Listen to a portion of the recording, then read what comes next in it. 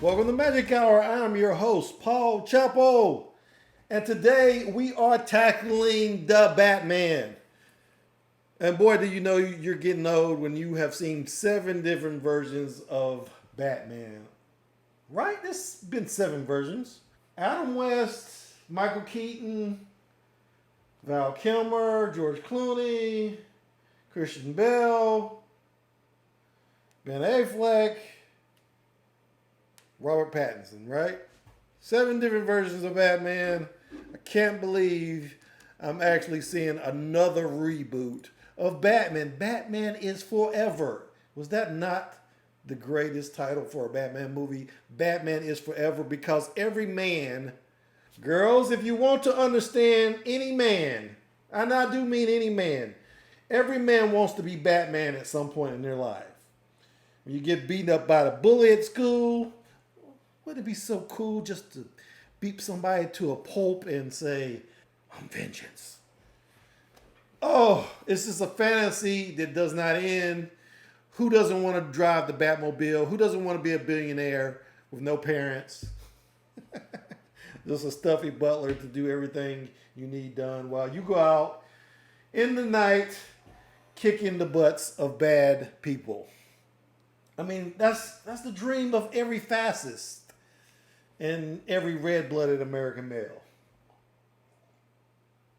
Okay, so let's get right into it, folks. Did I like the movie? Yes, but I have to say I'm grading on the curve here, so take everything I say with a grain of salt. Go see it for yourself. You're going to see it anyway. You're not going to, take my advice about this movie.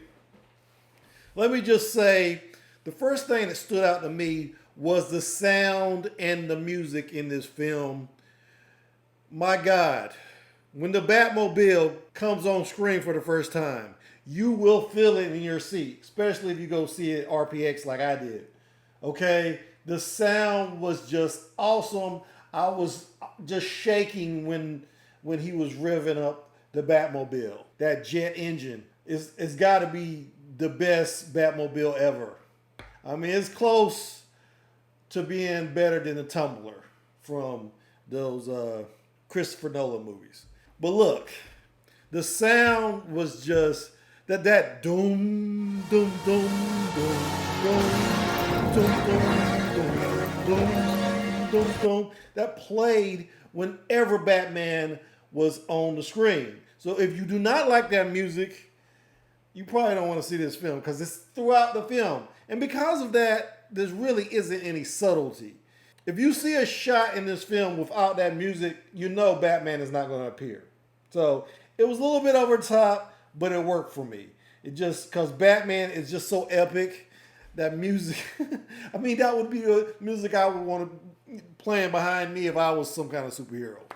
So I like all the choices they made with the sound. There's certain times where you might hear like a train or something, and it just overpowers the scene. That's done on purpose. That's called sound design. This director, Matt Reeves, is very good at that, and I love what he did with it. Also, the setting. Gotham City looked like Gotham City is supposed to look. That's right. It looks like some version of New York stuck in the 1980s. Okay? I love dirty Gotham. I don't want Gotham looking like Chicago, like in the Christopher Nolan movies. I did like those movies, don't get me wrong. There's a lot of things that I think they stole from that series of Batman films. I think they took some of the best elements out the film and put them in this one. But Gotham, as it looked in those films, is a little bit too clean for me. I like that they went back to the dirty version. It's kind of funny because at several times I thought, is this movie taking place in the 80s? But then I would see, a cell phone, a multi-touch phone or iPhone. And, just to remind me that, no, this is a Gotham set in our present day. So, yeah, I love that aspect of it.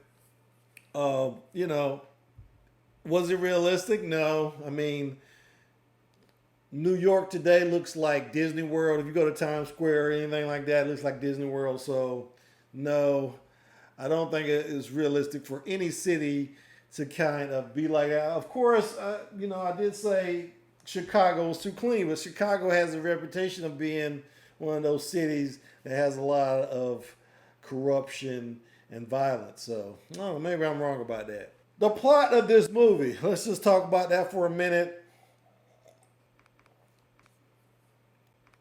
The Riddler, okay, spoilers. The Riddler is killing a lot of people. I mean, that shouldn't come as a surprise. But he's killing these prominent people in the city. He starts with the mayor and works his way down or up, or mostly down. But he kills a lot of people. He's pretty much a serial killer with an agenda, a political agenda. He's getting revenge in the same way Batman is getting revenge. So there is some kind of kinship with the two characters. Okay. I like that the film was, it played out like some kind of detective movie.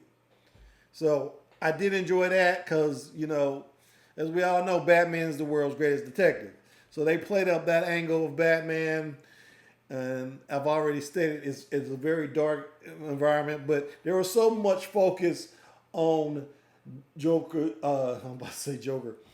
There was so much focus on the Riddler and these clues he left behind. And sometimes it was kind of hard to follow, especially when, you got this overpowering music playing in the background. But I think I followed it pretty closely, and I really enjoyed that. Standout performances in this movie, Zoe Kravitz was pretty damn good, and I'm not even a Zoe Kravitz fan, but she did a wonderful job as Catwoman. Jeffrey Wright was great. The man, I love his voice, I love his intelligence, I love his dignity. He had every facet of personality that Commissioner Gordon needs. Of course, he wasn't playing Commissioner Gordon in this movie. I expect that we'll see him in the next movie as Commissioner Gordon, but he's just playing the detective in this film who's friends with Batman. I did like the fact that they didn't have to explain a whole lot because if you're a student of Batman, you know the story, you know the relationships.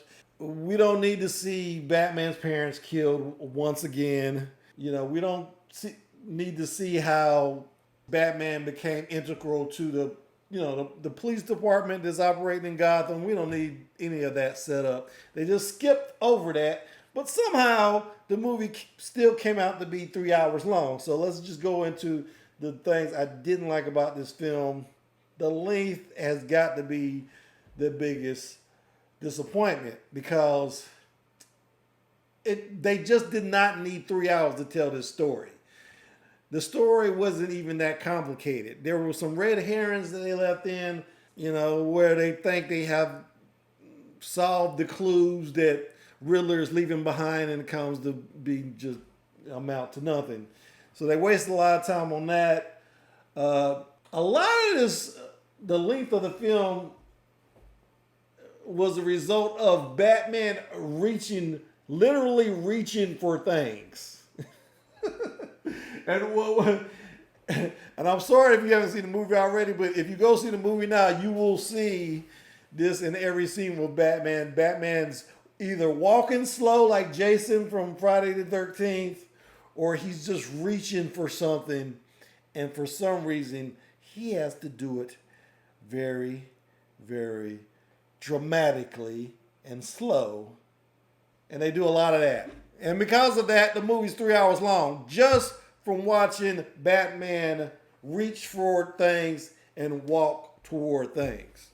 I thought that was a little bit ridiculous, almost comical at times, but it was very dramatic. It did give it, some mood. This movie is very moody. And that brings me to the hero of this film, Robert Pattinson. Very moody portrayal of Batman. Now, I had a problem with that. Why? Here's the thing about Bruce Wayne. I think Christian Bale did the best with Bruce Wayne because we always had the impression that he was this insufferable douchebag. Why is that important? Well, it's important because if you're trying to disguise yourself as Batman, if anybody who talks to you is going to look at your face and then look at Batman's face, and they're going to put two and two together eventually, especially if they hear their voice. Now, they solved that in the Christopher Nolan films. You know, Batman had that gravelly voice or whatever. They didn't go that far in this movie. But one of the reasons I thought Christian Bale did such a good job as Bruce Wayne for that reason. No one could imagine him being, a crime fighter like Batman, because he's such this selfish douchebag millionaire or billionaire. So I thought Robert Pattinson act a little bit too much like Batman when he was supposed to be acting like Bruce Wayne.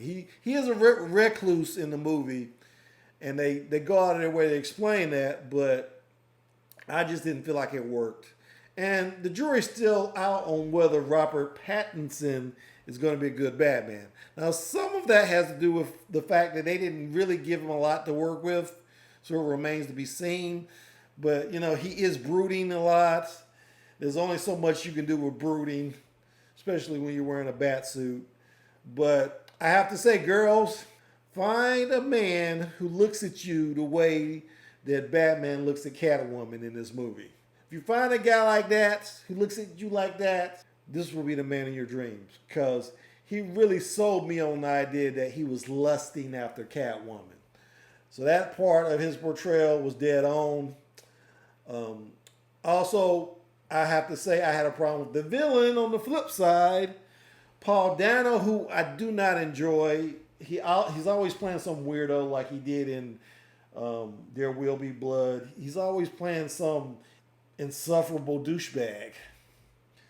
And when he finally gets revealed in this movie, they don't do anything to his appearance. He looks just like Paul Dano. He looks like an accountant. And I really had a problem with that, because I wasn't threatened by him. It wasn't like Joker in The Dark Knight. What was it? The Dark Knight? I can't remember. Anyway, point here is that Paul Dano was okay as Riddler as long as you didn't see his face. As soon as they show you his face, and it is not at the very end of the movie, so I'm sad to say, because I felt like there was 45 more minutes left in this movie after they revealed him, which was mind blowing that it went on for so long. But I didn't feel threatened by him at any point after that. Not even in a creepy way. So, and there's this thing where they do with all the Bat villains now, where they make them try to act like Joker, because Heath Ledger just hit it out of the park so well. Everybody's a mastermind now. Riddler, even Bane in Dark Knight Rises.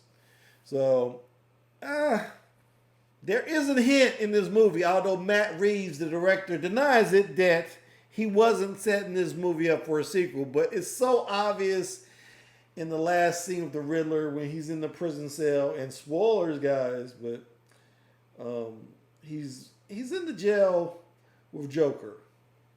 The character playing Joker apparently is the kid from the Eternals. I forget the character he played. Forget the actor's name. Doesn't matter. Go look it up on your own. But I could totally see him as Joker. He's an Irish actor. Pretty good, I guess. But they are so obviously setting this up for a sequel. It's already been reported that Robert Pattinson has signed for 3 movies. So I don't know why they're trying to lie about it. Well, overall, what do I give this movie as a rating? As I've said before, I'm grading on a curve. So I'm going to give this movie a 4.5. Although, like I said, it's really long. There's a lot of mood. This movie had mood to spare. It's just, I think it got Batman right in a lot of ways. But like I said, it was just too damn long. Some of the people did not work, and primarily the hero and the villain. but all the supporting cast were just excellent. Also, I have to mention Penguin was in this movie, played by Colin Farrell, doing his best Robert De Niro impression. I liked him. I thought he did a pretty good job. I'll be interested to see what he does in a future movie. Andy Serkis as Alfred, John Turturro as Carmine Falcone. They all did very well. I'm looking forward to the next movie because I was trying to imagine what this movie would be like with Joker, because Riddler was so much like Joker already. So I could definitely see them setting that character up for the newest film. Some parting questions I have, just 3 of them. Did Matt Reeves really just steal the illegal drug from the movie Looper? If you remember, they had that little eye drop drug. Same drug in this movie. Such a ripoff. I mean, seriously, did you rip off Looper? Number 2. What happened to that kid with the half kabuki mask? You know the kid, we all saw him in the first teaser for the movie. Batman beats up these thugs, and one of the guys who's kind of he's in the initiation phase of this gang. He's looking at Batman like he may have some kind of purpose later in the film. Maybe they cut his part out of the film because it was too long. I don't know. He just seemed a little bit too prominent just to disappear later. And you never see him in the movie again. My last parting question is, how many civilians died in that highway chase? Because Batman's not supposed to be killing people, right? He definitely got some people killed when that tanker overturned on the highway. I can't see how a bunch of people didn't die. How many kids did he get killed in that pileup? I mean, it was kind of gratuitous there. But overall, like I said, I like the movie. Recommend you go see it, and just make sure you don't drink too many liquids before you see this one. It is a very, very long movie. It is a solid 3 hours plus commercials. Okay, so I think it was 25 minutes worth of commercials. So 3 hours and 25 minutes. So you got to weigh the importance of taking that sip of your cool beverage. It might cost you later. I saw a lot of people walking out to use the bathroom. And there is no post-credit scene. There was something or another with, it's not really a post-credit scene, but don't wait around for what they do show. It's basically nothing. But that's all I got for today. I'd like to thank you for checking in on me. I know I haven't been posting much lately. I got some other projects that I'm working on that have nothing to do with my YouTube channel. Actually, I'm writing a book, and I'm getting close to finishing the first draft of that. But stay tuned. I got some good things coming up, and I will see you when I see you. Thanks for watching.